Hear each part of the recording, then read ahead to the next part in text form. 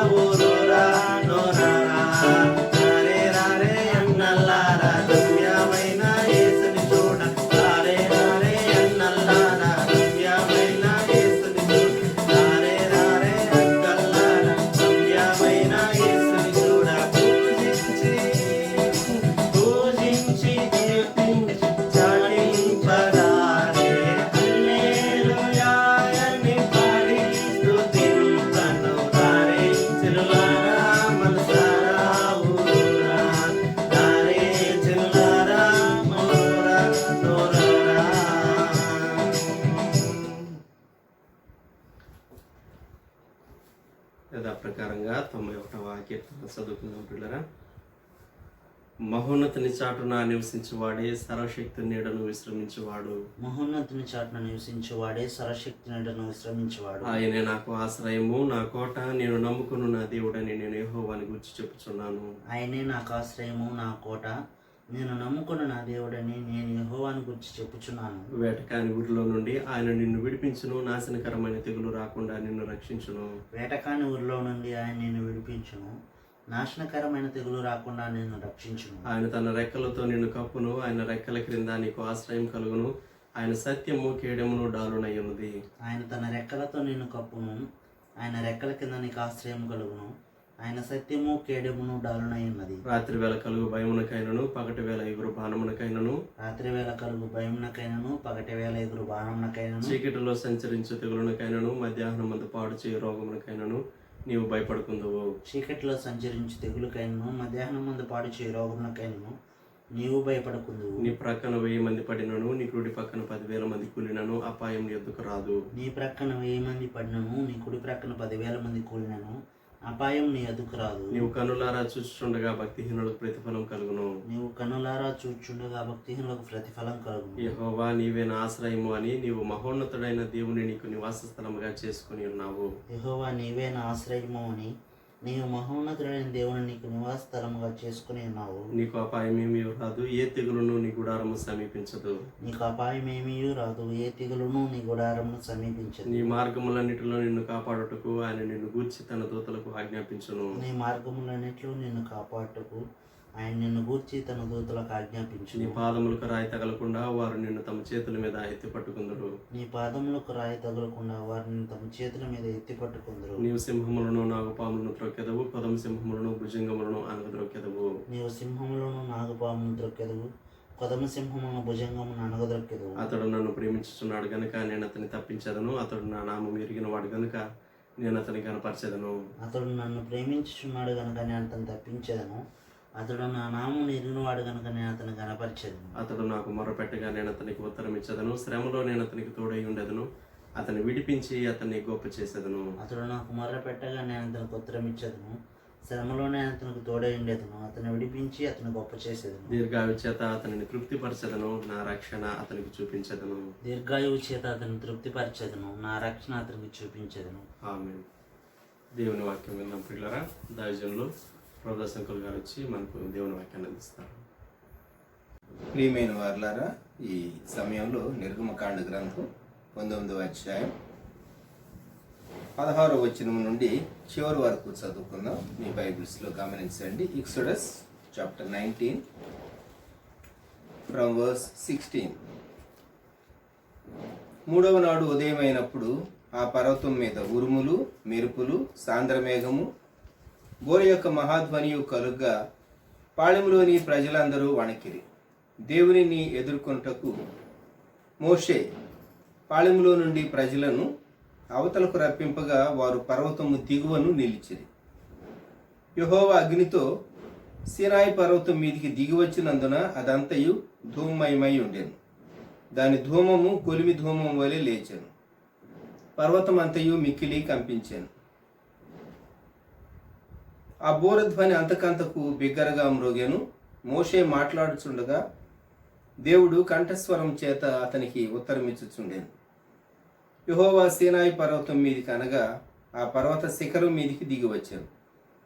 యెహోవా పర్వత శిఖరము మీదికి రమ్మని మోషేను పిలువగా మోషే ఎక్కిపోయాను. అప్పుడు యెహోవా ప్రజలు చూచుటకు యెహోవా యొద్దకు హద్దు మీరి వచ్చి వారిలో అనేకులు నశింపుకున్నట్లు నీవు దిగిపోయి వారికి ఖండితముగా ఆజ్ఞాపించును. మరియు యెహోవా వారి మీద పడకున్నట్లు యెహోవా యొద్దకు చేరు యాజకులు తమ తామే పరిశుద్ధపరచుకొనవలెనని మోషేతో చెప్పగా మోషే యెహోవాతో, ప్రజలు సీనాయి పర్వతం ఎక్కలేరు, నీవు పర్వతమునకు మేరలను ఏర్పరిచి దాన్ని పరిశుద్ధపరచాలని మాకు ఖండితముగా ఆజ్ఞాపించుతావని. అందుకు యెహోవా, నీవు దిగి వెళ్ళుము, నీవును నీతో అహరోను ఎక్కి రావలను. అయితే యెహోవా వారి మీద పడకుండానట్లు యాజకులను ప్రజలను ఆయన యొద్దకు వచ్చుటకు మేరను మీరకూడదు, ఆయన వారి మీద పడునేమో అని అతనితో చెప్పగా మోషే ప్రజల వద్దకు వెళ్ళి ఆ మాట వారితో చెప్పాను. ప్రార్థన చేసుకున్నాను. ప్రియప్రభా, మీకు స్తోత్రాలు. ఈ సమయంలో నిర్గమకాండ గ్రంథ ధ్యానాన్ని ఇశ్రాయేలీల మజిలి మేము ధ్యానించుచూ ఉండగా హోరేబు పర్వతమునొద్ద వారు క్యాంప్ వేసినటువంటి ఆ స్థలాన్ని గూర్చి, మీరు సీనాయి పర్వతం మీదకి దిగి వచ్చినటువంటి ఆ గొప్ప వృత్తాంతాన్ని మేము ధ్యానం చేస్తూ ఉండగా మమ్మలను బలపరచమని యేసుక్రీస్తు ప్రభు నామంలో ప్రార్థిస్తున్నాం తండ్రి. ఆమేన్. 16వ వచనం. మూడవ నాడు ఉదయమైనప్పుడు, థర్డ్ డే. మనము జ్ఞాపకం ఉంచుకోవాల్సింది, ప్రభు అయిన యేసుక్రీస్తు వారు మూడవ దినమున మృత్యుంజయుడై తిరిగి లేచాడు. మృతి చెందినటువంటి ప్రభు మృత్యుంజయుడుగా ఆయన తిరిగి లేచాడు. మూడవ దినం, థర్డ్ డే. ఇక్కడ మూడవ దినం వారు తాము 2 దినాలు శుద్ధి చేసుకున్నారు. చక్కగా ప్రజలు సిద్ధపడ్డారు. ఈ మూడవ రోజు దేవుని సన్నిధి పర్వతం మీదకి దిగి వచ్చింది. 1 ఉరుములు, 2 మెరుపులు, 3 దట్టమైన మేఘం, 4 బోర యొక్క మహాధ్వని. 4 విషయాలు. ఉరుములు. కొన్నిసార్లు వర్షకాలంలో వర్షం పడేటప్పుడు ఉరుములు మెరుపులు మనం చూస్తూ ఉంటాం. లైట్నింగ్ చాలా పవర్ఫుల్గా ఉంటుంది. ఉరుములు. ఇక్కడ దేవుని సన్నిధి భయంకరమైనది. దేవుడు తన శక్తి అంతటితో ఆయన దిగి వస్తే ఆకాశం మహాకాశములు పట్టజాలనటువంటి దేవుడు ఒక కొండ మీదికి దిగి రావటం అది చాలా అల్పమైనటువంటి విషయమే. అయితే ఆయన తన ప్రజల కొరకు ఆయన ఆ కొండ మీదికి దిగి వచ్చాడు. అయితే ఆ శబ్దానికి ప్రజలు వణికారు. దేవుని న్యాయము ఎదుట, దేవుని సన్నిధి ఎదుట ఎటువంటి వ్యక్తి అయినా సరే షేక్ కావాల్సింది. జ్ఞాపకం పెట్టుకుందాం. దేవుని సన్నిధి, దేవుని ప్రసన్నత. భక్తుడు ఏమని పాటకు రాశాడంటే, యెహోవా తేజమేఘమా ఆవరించుమా మహాప్రభావ శోభచే అని వ్రాస్తూ, ఉరుములు మెరుపు ధ్వానముల్ షకీన సన్నిధిన్ అని వ్రాశాడు. ఉరుములు మెరుపు ధ్వానములు. దేవుని సన్నిధి, దేవుని ప్రసన్నత పర్వతం మీదికి దిగి వచ్చింది. ఎందుకు రావాల్సి వచ్చింది? ఇశ్రాయేలీలతో ఇతర దేశములకు చెందినటువంటి ప్రజలు కూడా, వారిని మిశ్రిత జనము అని మనం చదువుతాం తర్వాత, వారు కూడా బయలుదేరి వచ్చారు. వారు బహుశా లాజిక్ మాట్లాడుతూ ఉండుంటారు. కొన్ని మార్లు వారు ఏర్పాటు జనాంగం కాదు గనుక, వీరితో కలిసి వచ్చిన వారు గనుక, వారు వీరి మనసులోనూ నిజమైనటువంటి దేవుని నుంచి మళ్లించడానికి ప్రయత్నించవచ్చు. వారికి కూడా భయం ఉండాలి. 2, వీరికి మోషే మీద నమ్మకం ఉండాలి. అంతేకాదు, మోషే ద్వారా ఎన్నో సంగతులు వారికి చెప్పబోతూ ఉన్నాడు. అవన్నీ దేవుడే వారికి బయలుపరిచాడు అని వారు నమ్మాలంటే దేవుడు వారి మధ్యకు దిగి రావాలి. ఇది మనం గ్రహించవలసింది. కొన్ని మార్లు మనుషులు తమను తాము నమ్ముకోలేరు, ఎదుటి వ్యక్తిని నమ్మరు, దేవుణ్ణి అసలే నమ్మరు. అటువంటి వారి బ్రతుకు చాలా మిజరబుల్గా ఉంటుంది. దేవుని విశ్వసించినటువంటి వ్యక్తి జీవితం చాలా దుర్భరం. ఇక్కడ దేవుడు కనికరించి ఆ పర్వతం మీదికి తన సన్నిధితో కుదించుకొని లిమిట్ చేసుకుని దిగి వచ్చాడు. తరువాతి కాలంలో ఒకనాడు శరీరధారిగా దేవుడు ఆయన దిగి రాబోతూ ఉన్నాడు. కనుక దానికి ముందు ఇది సూచన. అంతేగాని ఆకాశ మహాకాశములు పట్టజాలనటువంటి దేవుడు ఒక చిన్న పర్వతం మీదికి దిగిరావటం ఇది అద్భుతం కాదా? ఆ దేవుడే కన్యక గర్భంలోనికి ఆయన శిశువుగా, కుమారుడుగా ఆయన వచ్చి మన కొరకు భూమి మీద ఉద్భవించాడు. కనుక దేవుడు తను తాను లిమిట్ చేసుకున్నాడు మనుషులను ప్రేమించి. ఇక్కడ దేవుని సన్నిధి పర్వతం మీదకి వచ్చినప్పుడు ప్రజలు షేక్ అయ్యారని చదువుతున్నాం 16వ వచనంలో. దేవుని ఎదుర్కొన్నట్టు 17వ వచనం, మోషే పాలెములో నుండి ప్రజలను అవతలకు రప్పింపగా వారు పర్వతము దిగువను నిలచిరి. బహుశా పర్వతం చుట్టూ ఒక కందకం లాంటిది తవ్వించి ఒక ఓపెన్ గ్రౌండ్లోనికి ఈ ప్రజలందరినీ పిలిచి ఉంటాడు. వారు 2 దినాలు సిద్ధపడ్డారు కదా. 3వ దినం వారు ఆ గ్రౌండ్లోనికి వచ్చి లక్షలాది మందిగా నిలవబడ్డారు. వారు చూస్తూ ఉన్నారు, వారు గ్రహిస్తూ ఉన్నారు. ఆ సీన్ మనం గమనిస్తే, యెహోవా అగ్నితో సీనాయి పర్వతం మీదికి దిగి వచ్చినందున, ఎక్కడ చూచినా పొగ, ధూమం కనబడుతూ ఉన్నది. ఆ ధూమము కొలిమి ధూమము వలె లేచాను. ఇటుకలు బట్టి వేసినప్పుడు ధూమం పైకి చూస్తాం మనం అనుకండి. ఆ స్మోక్, అటువంటి స్మోక్ వారు చూచారు. పర్వతం అంతయు మిక్కిలి కంపించాను.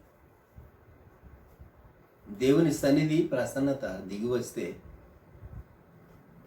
పర్వతం నిలవగలదా? విషయం ఏంటంటే, ప్రకృతి దేవునికి భయపడుతూ ఉన్నది. భయపడందల్లా మనిషే. పాపంలో ఉండి సహా మనిషి దేవునికి భయపడ్డు. ఇది చాలా విచారకరమైన విషయం. 19వ వచనంలో, ఆ బూరధ్వని అంతకంతకు బిగ్గరగా మ్రోగెను. దేవుడు ట్రంపెట్ సౌండ్తో, సాంద్రమేఘము బూర యొక్క మహాధ్వని, ఆయన మధ్యాకాశంలోనికి బూరధ్వనితో రాబోతూ ఉన్నాడు. ప్రభు అయినటువంటి యేసుక్రీస్తు వారు.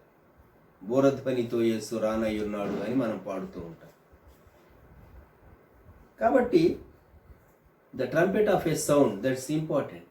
దేవుని రాకడకును ట్రంపెట్ సౌండ్కు సంబంధం ఉన్నది. ఈ బూరధ్వని ఇంక్రీజ్ అవుతూ ఉన్నది. అంతకంతకు బిగ్గరగా మ్రోగెను.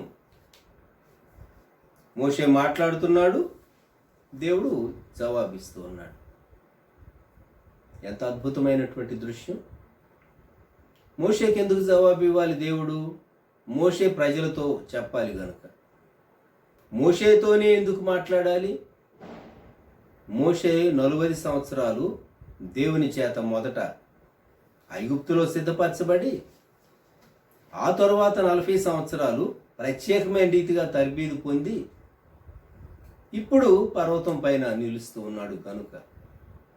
మోషేలాగా 80 సంవత్సరాలు తర్బీదు పొందిన వారు ఎవరూ లేరు. తన స్వంతాన్న అహరోను కూడా లేడు. అహరోను ఎప్పుడు రాజభవనంలో ఉండలేదు. అహరోను ఎప్పుడు మిద్యాన్ అరణ్యంలో దేవుని చేత షేప్ చేయబడలేదు. కనుక మనం కొన్ని విషయాలు దేవుని ఏర్పాటు అనేది గ్రహించడానికి మనం నేర్చుకోవాలి. మోషేను దేవుడు ఏర్పరచుకున్నాడు. మోషేను దేవుడు ఎన్నుకున్నాడు. 20వ వచనం, యెహోవా సీనాయి పర్వతం మీదికి అనగా ఆ పర్వత శిఖరం మీదికి దిగి వచ్చెను. యెహోవా పర్వత శిఖరం మీదికి రమ్మని మోషేను పిలువగా మోషే ఎక్కిపోయాను. అందరూ ఎక్కి వెళ్ళగలరా? అందరూ ఎక్కి వెళ్ళలేరు. అందరూ ఆత్మీయ స్థితిని అందుకోగలరా? ఖచ్చితంగా అందుకోలేరు. ఒక వ్యక్తి యొక్క సమర్పణను బట్టి, ఆ వ్యక్తి యొక్క సిద్ధపాటును బట్టి, దేవుడు ఆ వ్యక్తిని అంగీకరించడాన్ని బట్టి, దేవుడు ఆ వ్యక్తిని సిద్ధపరచడాన్ని బట్టి అనేక విషయాలు ఆధారపడి ఉంటాయి. జ్ఞాపకం ఉంచుకుందాం. ఒక వ్యక్తి యొక్క సిద్ధపాటు, వ్యక్తి తను సిద్ధం చేసుకోవటం ఉన్నది. దేవుడు తను సిద్ధపరచడం అన్నది. మోషే ఎక్కి వెళ్ళాడు. 21వ వచనం, అప్పుడు యెహోవా, ప్రజలు చూచుటకు యెహోవా యొద్దకు హద్దు మీరి వచ్చి వారిలో అనేకులు నశింపకుండునట్లు నీవు దిగిపోయి వారికి ఖండితముగా ఆజ్ఞాపించు. మరియు యెహోవా వారి మీద పడుకుండునట్లు యెహోవా యొద్దకు చేరు యాజకులు తమ్ము తామే పరిశుద్ధ పరపుకొనవలనని మోషేతో చెప్పగా. అహరోను వంశీయులు ఉన్నారు, అలాగే లేవి గోత్రికులు ఉన్నారు. దేవుని పరిచర్య జరిగించడానికి, లేకుంటే యాజకత్వం జరిగించడానికి మిగిలిన ప్రజల కంటే వారికి బెటర్ వ్యూ, బెటర్ ప్లేస్ దేవుడు అనుగ్రహించాడు. అయితే వారు పరిశుద్ధపరచుకొని సమీపించాలి. ప్రజలేమో పర్వతము అంచున దూరంగా గ్రౌండ్లో ఉంటే, యాజకులైనటువంటి వారు ఇంకా కొంచెం దగ్గరగా వస్తే, అహరోను మోషేతో కలిసి ఇంకొక స్థలం వరకు వస్తే, మోషే ఒక్కడు మాత్రం కొండ శిఖరం పైన దేవునితో సహవాసం చేయటానికి దేవుడు నిర్దేశించాడు. గమనించండి.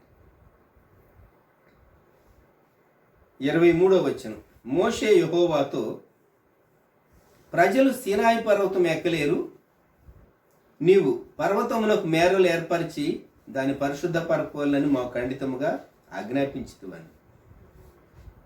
దేవా, నీవే చెప్పారు, మీరే చెప్పారు కదా వాళ్ళు ఎక్కకూడదని, కనుక అలాగే మేము చేసామని చెప్తూ ఉన్నాడు. 24, అందుకు యెహోవా, నీవు దిగి వెళ్ళుము, నీవును నీతో అహరోనును ఎక్కి రావాలను. అయితే యెహోవా వారి మీద పడుకున్నట్లు యాజకులను ప్రజలను ఆయన యొద్దకు వచ్చుటకు మేరను మీరకూడదు, ఆయన వారి మీద పడునేమో అని అతనితో చెప్పగా. దేవుడు ఎవరిని ఎంత మటుకు ఎలవ్ చేయాలో అంత మటుకు ఎలవ్ చేస్తాడు. కొన్నిసార్లు మనం కోరుకోవచ్చు, అది మన నష్టానికి దారి తీయవచ్చు. జ్ఞాపకం ఉంచుకోండి, కొందరు సేవ చేయటానికి చాలా ఊపలాట పడుతూ ఉంటారు. సాతాను ఒక్కసారి దాడి చేస్తే వాళ్ళు ఎంత నష్టపోతారో చాలా జాగ్రత్తగా ఒక్కొక్క అడుగు వేయాలి. మనం చాలా స్పీడ్లో వచ్చామనుకోండి, చాలా స్పీడ్లో వచ్చినప్పుడు అపాయం కలిగేటటువంటి అవకాశం ఉంటుంది. అందుకే శత్రువు యొక్క బలాన్ని తక్కువగా అంచనా వేయకుండా, సాతాను మన మీద దాడి చేయకుండా మనం స్టెప్ బై స్టెప్ గాడ్ చేసుకుంటూ స్పిరిచువల్ లైఫ్లో ముందుకెళ్ళాలి. ఓవర్ స్పీడ్తో వెళ్ళారనుకోండి, లోకమంతటిని నేను మార్చేయగలను అనుకుని భ్రమ.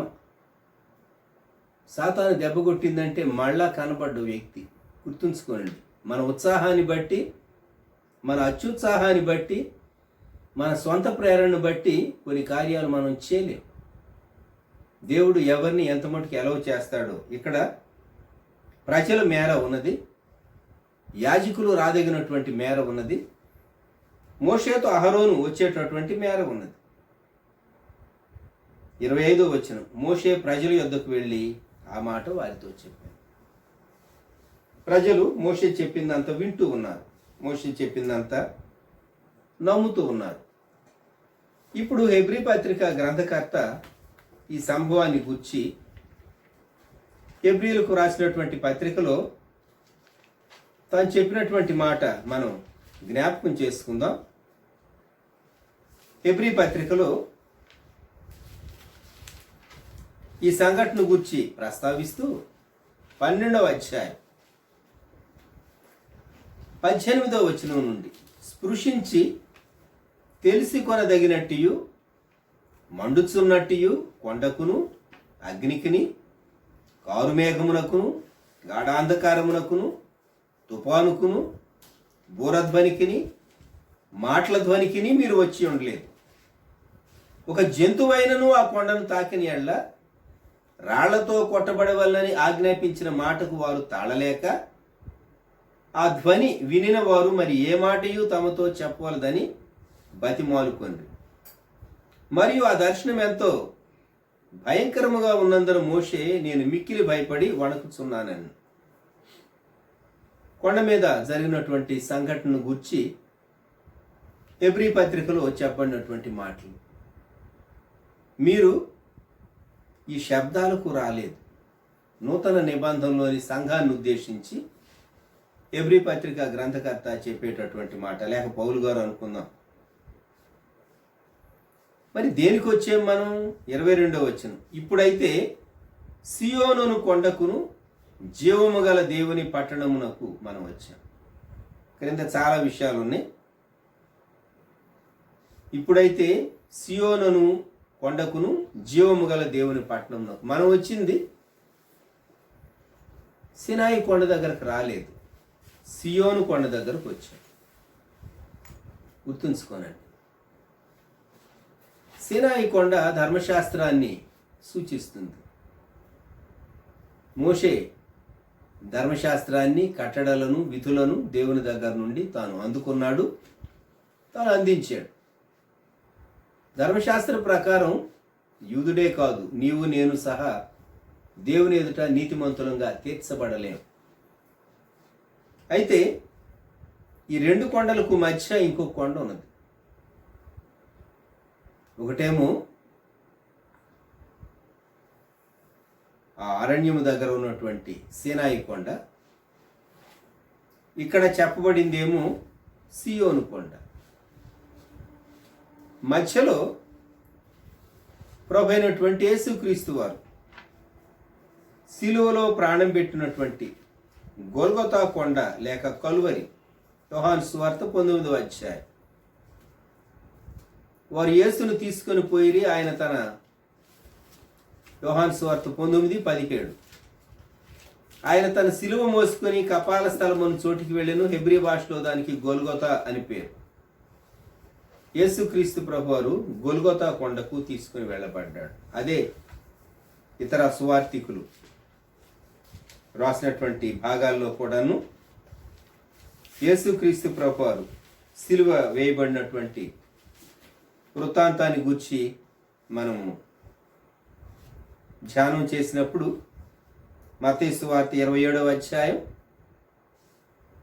33వ వచనం, వారు కపాల స్థలమును అర్థమించి గొల్గొతా అనబడిన చోటికి వచ్చి, గొల్గొతా ఇంకొక సువార్తలో కల్వరి అని కూడా చూస్తాం. కల్వరి కొండ, కల్వరి కొండ. మొదటిదేమో ధర్మశాస్త్రము అనుగ్రహించబడినటువంటి పాత నిబంధనలోని మోషే ధర్మశాస్త్రం అందుకున్నటువంటి దేవుని ప్రసన్నత, దేవుని సన్నిధి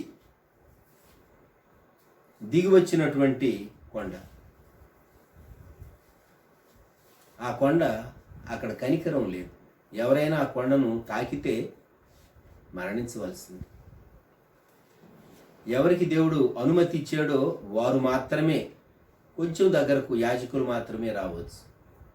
అహరోను మోషేలు రావచ్చు.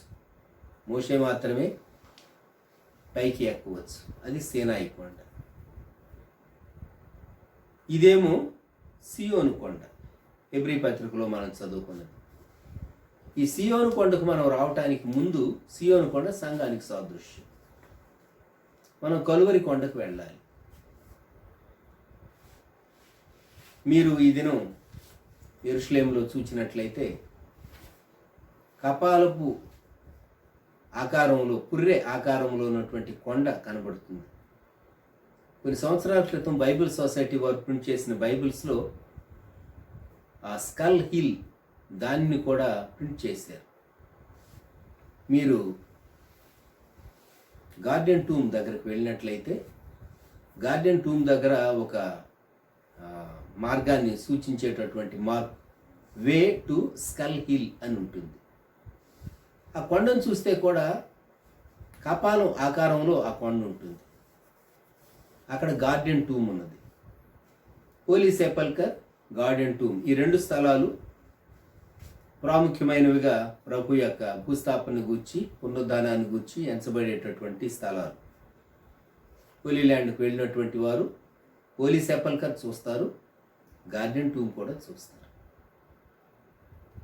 కలువరి కొండ, కలువరి కొండలో దేవాది దేవుడు మన కొరకు తనను తాను సంపూర్ణంగా తగ్గించుకున్నాడు.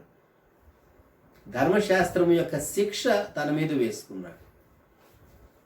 అందుకే ఆయన మాటల్లో కరుణ కనిపిస్తుంది, జాలి కనబడుతుంది, క్షమాపణ, ప్రేమ కనబడుతుంది. న్యాయముగా మానవుని మీదకి రావాల్సినటువంటి తీర్పు ఆయన తన దేహములో భరించి రక్తం చిందించాడు. రక్తం చిందించడం ద్వారానే పాప క్షమాపణ. కాబట్టి సీనాయి కొండ దగ్గర నుండి మనము కలువరి కొండను చూచినప్పుడు, కలువరి కొండలో కొండపై వేలాడినటువంటి దేవాది దేవుడు, దేవుని కుమారుడుగా శరీరధారిగా మన మధ్యకు వచ్చినటువంటి ప్రియ ప్రభు, ఆయన సిలువలో వేలాడుతూ మన కొరకు చేసినటువంటి నిజమైనటువంటి బలియాగాన్ని మనం చూస్తాం. ఎవరైతే ధర్మశాస్త్రాన్ని బట్టి నేను మరణించవలసిన దాన్ని, కలువరి కొండ దగ్గర నాకు ప్రాయశ్చిత్తం నా పాపం కొరకైనటువంటి వేల చెల్లించబడిందని నమ్ముతారు.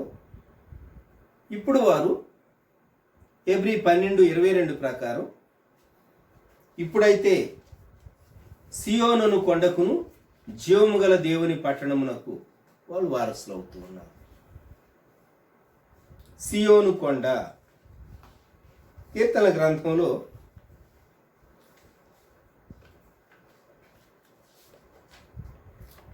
కోరహు కుమారులు ఇలాగు స్తుతించారు. కీర్తన 48, సామ్ 48. మన దేవుని పట్టణమందు, ఆయన పరిశుద్ధ పర్వతమందు యెహోవా గొప్పవాడును బహు కీర్తనీయుడునై ఉన్నాడు. ఉత్తర దిక్కున మహారాజు పట్టణమైన సియోను పర్వతము రమ్యమైన ఎత్తుగల చోట ఉంచబడి సర్వభూమికి సంతోషకరముగా ఉన్నది. దాని నగరులలో దేవుడు ఆశ్రయముగా ప్రత్యక్షమవుతున్నాడు. ఇది సియోను కొండ, సియోను పర్వతం, జైన్ హిల్, సియోను పర్వతం. సియోను పర్వతం దేవుని సంఘానికి సాదృశ్యంగా ఉన్నది. దేవుడు తన ప్రజల మధ్య నివసిస్తూ ఉన్నాడు. అక్కడేమో ధర్మశాస్త్రం ఇచ్చాడు ఆ మొదటి కొండ మీద, రెండవ కొండ మీదేమో ధర్మశాస్త్రమును బట్టి మానవునికి రావాల్సినటువంటి శిక్ష తనపైన భరించి సిలువలో రక్తం చిందించాడు. ఎవరైతే యేసుక్రీస్తు ప్రభు రక్తాన్ని ఆశ్రయిస్తారో వారిని సంఘంగా సమకూర్చి ఇప్పుడు సియోను పర్వతం పైన, అనగా సంఘంలో ఆయన ప్రత్యక్షమై ఆయన వారి మధ్య నివసించి ఆయన కీర్తి పొందేటటువంటి దేవుడుగా ఉంటూ ఉన్నాడు. కనుక ఈ సమయంలో మనము జ్ఞాపకం చేసుకుందాం,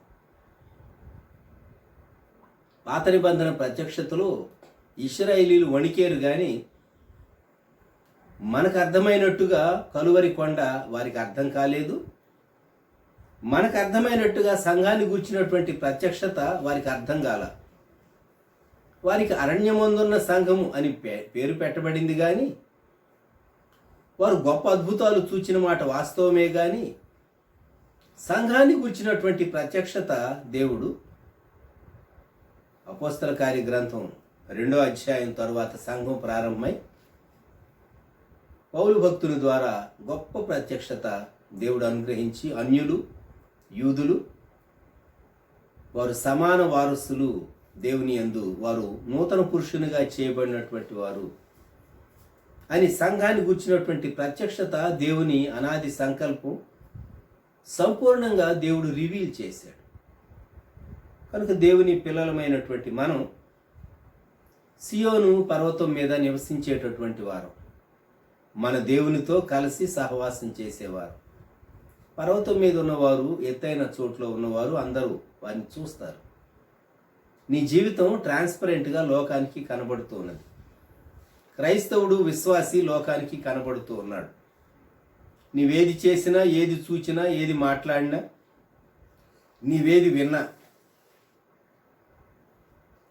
నిన్ను ఇతరులు గమనిస్తూ ఉన్నారు, దేవుని దూతలు గమనిస్తూ ఉన్నారు, సాతాను కూడా గమనిస్తూ ఉన్నారు. గుర్తుంచుకోవాలి.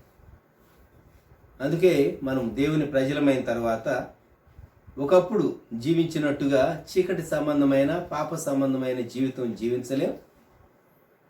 ప్రభువుని అంగీకరించిన తర్వాత ఒక్కొక్క మెట్టు పరిశుద్ధతలో ఎదుగుతాం. కీడుగా కనిపించే ప్రద్దాని నుండి, చెడుగా కనిపించే ప్రద్దాని నుండి మనం పారిపోతూ పరిశుద్ధతను ప్రేమించి ఆయన పరిశుద్ధ పట్టణమందు దేవుడు మహారాజు అనే విషయాన్ని మనం జ్ఞాపకం ఉంచుకోవాలి. కనుక ఈ సమయంలో మనం 3 పర్వతాలను జ్ఞాపకం చేసుకుందాం. మొదటిది, అది ధర్మశాస్త్ర సంబంధమైనటువంటి కొండ, సినాయి కొండ, ధర్మశాస్త్ర సంబంధమైన కొండ. అక్కడి నుండి ధర్మశాస్త్రం నీవు పాపివి అని చెప్తూ ఉన్నది. మరి ప్రాయశ్చిత్తం పొందటానికి కలువరి కొండ వైపు చూడాలి. ప్రాయశ్చిత్తం పొందిన తర్వాత మనము సియోను కొండ లేక సియోను పర్వతం, దేవునితో సహవాసం చేసేటటువంటి ఉన్నతమైనటువంటి అనుభవం. ఆయన పరిశుద్ధ పర్వతం, అది దేవుని పట్టణం, దేవుడు కీర్తనీయుడు. మనం దేవుని ఆరాధించి స్తుతించే వారంగా మనం సాగి వెళ్తాం. సినాయి పర్వతం దగ్గర ప్రజల హృదయాల్లో భయం ఉన్నది, కానీ మనము సియోను కొండ దగ్గర మన హృదయాల్లో సంతోషం ఉన్నది, పాట ఉన్నది, స్తుతి మన హృదయాల్లో నిండుగా ఉన్నది. ప్రార్థన చేసుకుందాం, తలలు వంచుతాం. ప్రేమగల మా తండ్రి, పరిశుద్ధ ప్రభువా, గొప్ప దేవ, మా రక్షక, మీకు వందనాలు, స్తుతులు, స్తోత్రాలు. ఈ సమయంలో ఇశ్రాయేలీలు వారు సినాయి కొండ దగ్గర క్యాంప్ దిగినప్పుడు మీరు ఎలాగూ ఆ పర్వతం మీదికి దిగి వచ్చి మోషేతో మాట్లాడటం ప్రారంభించారు. మీరు ఇచ్చినటువంటి సూచనలు, వారు ఎలాగూ సిద్ధపడాలో, మీరు దిగి వచ్చినప్పుడు ఉరుములు, మెరుపులు, దట్టమైనటువంటి మేఘము, కంపించినటువంటి పర్వతం, బూరధ్వని, ఇవన్నీ మేము చూచినప్పుడు మేము తట్టుకోలేము. అందుకే రక్తమాంసములోని కుదించుకొని శరీరధారిగా మహాదేవుడో, మహిమోన్నతుడో, మా కొరకు రక్తమాంసముల్లో మీరు పాలువారైనందుకు స్తోత్రాలు. ప్రియప్రభ, ఈ సమయంలో మేము సినాయి కొండ మాత్రమే గాక కలువరి కొండను చూచి మీ రక్తమును మేము ఆశ్రయించి ఆ రక్తం ద్వారా కడుగుబడినటువంటి వారంగా మీతో సహవాసం చేయటానికి సంఘంగా మీరు మా మధ్య నివసిస్తూ సంఘంగా సహవాసం చేయటానికి సియోన్ అనేటటువంటి కొండకు మేము పిలువబడ్డామనే సత్యాన్ని మీరు మా జ్ఞాపకం చేసినందుకు వందనాలు. మానవ హద్దుబాటులో వివరించబడినటువంటి వాక్యమును నీరు కట్టి ఫలింపు చేయమని యేసుక్రీస్తు ప్రభువారి శ్రేష్టమైన నామంలో ప్రార్థించి స్తుతించి వేడుచున్నాము తండ్రి, ఆమేన్. మన ప్రభువైన యేసుక్రీస్తు వారి కృప, దేవుని ప్రేమ, పరిశుద్ధాత్మని అన్యోన్య సహవాసం సదాకాలం సంఘమునకు తోడై ఉండును గాక. ఆమేన్.